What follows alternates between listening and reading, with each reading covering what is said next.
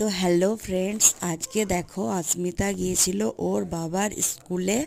আর ওখানে নতুন নতুন বন্ধুদের পেয়ে ও খুবই খুশি। আর ওদের সাথে নাকি ও পড়বে, তাই ও বেঞ্চে বসতে চাইছে।